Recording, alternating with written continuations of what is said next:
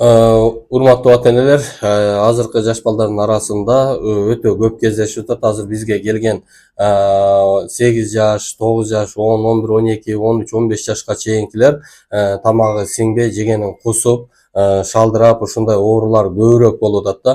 Бул эмнеден алып келет? Бул баягы эле азыркы балдар менен мурдагы балдардын ой жүгүртүүсү такыр башка, кыймыл аракети дагы башка болуп калды. Ар бир стресс, депрессияга түшүп, ошол диафрагманын иштебей калганынан биздин ашказандар жакшы иштебей, кислотносту көбөйүп атат. Кээ биркилери аябай узарып, мына Москвага чейин барып келдим деп, кече күнү бир 9 жашар кызды ата-энеси алып келип, мындайча айтканда, эми өтө чындыгында одоно болуп калат, копол болуп калат. Кыздан мындайча айтканда үмүтү үзүлүп калган учурлар дагы кездешип калды да. Айласыздан эле мындай үмүтсүз менен алып келген учур болуп калды. Бирок кызы азыр Кудайга шүгүр жакшы.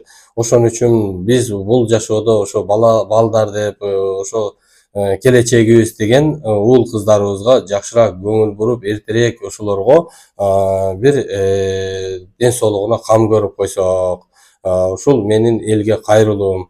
Колдон келишинче ошо балдарыбызга жакшы көңүл бурсак, ошол диафрагманы иштетип, тамактарын кыргызча тамактарга өтсөк, кыргызча эле тамактанса, ошол ар бир улуттун өзүнүн улуттук тамагы болгондон кийин ошого жараша мамиле кылсак, кыргыз болуп туруп эле түштүк, түндүк тамак ашыбыз айырмачылык бар. Ошон үчүн башка элдин, башка улуттун тамактары бизге андай деле ден соолугубузга туура келбейт. Климат, жашоо шартыбызга ылайыкташтырып, ошо илгерки мындан бир 50 жыл, 30 жыл мурунку тамактарды жеп ичсек ден соолугубузга өтө пайда болот эле. Эгерде ушул тууралуу суроолоруңуздар болсо, бизге телефон номерлерге чалып айланышсаңыздар болот. Үй шартында эмнелерди кылыш керек, ал жөнүндө дагы Кудай буйрса алыста болсоңуздар, балдар мектептен бошоп аткан болсо, ошого дагы биз сиздерге жооп бергенге даярбыз.